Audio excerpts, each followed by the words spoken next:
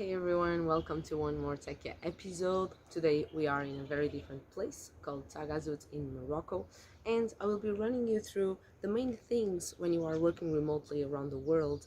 What kind of organization did I plan to stay here for 2 weeks?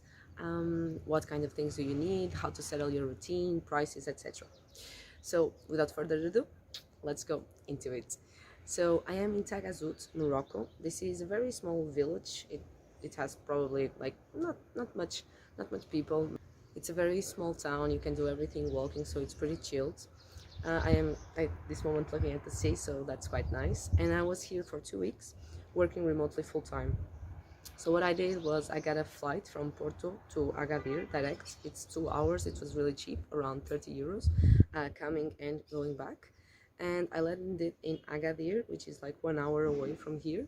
It costs around 30 euros to come here from the airport by taxi, which is the fastest way because otherwise you have to take like 3 different transportations, which is not that nice. And what I did before was renting the same hotel for the 2 weeks just to make sure I was in one place. I didn't need to move places because that takes time, patience, etc. And I also rented a co-work for the whole days. So I took 2 days off during these 2 weeks. So I worked 8 days, and for those 8 days I paid 64 euros, which is around 8 euros per day. Here, building your routine, creating your routine, it's pretty easy. So my hotel is like 2 minutes walking from my co-working space. They also had the co-living there, but it was full, so I could not stay there. I stayed in another one closer to the beach. 1 minute walk, 2 minutes walk for that co-working. To have lunch, I can just simply come down and have lunch in one of those restaurants around this area in the main street or even near the beach, which is really cool. So my routine is kind of easy. This is a surf spot, so it's also very easy to surf here. These 2 weeks the waves were not very good, so it was not that amazing routine of surfing in the morning, coming back to the hotel, having breakfast, and then go to work.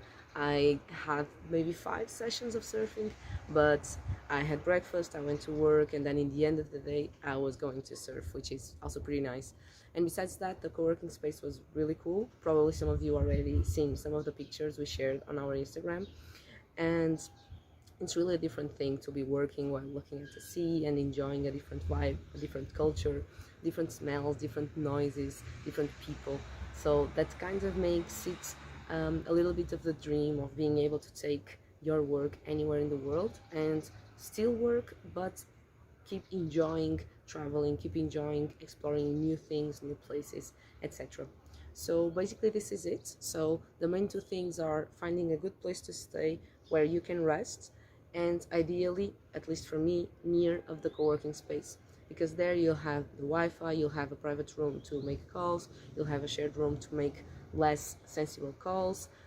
They give you tea, water, coffee, so it makes the balance of having your own house, let's say, and your office. And then you can decide which things you want to do around the area. So I hope this video was useful for you to understand a little bit of how this work remotely around the world works.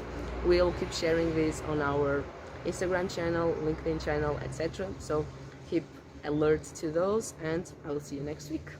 Bye bye from Taghazout.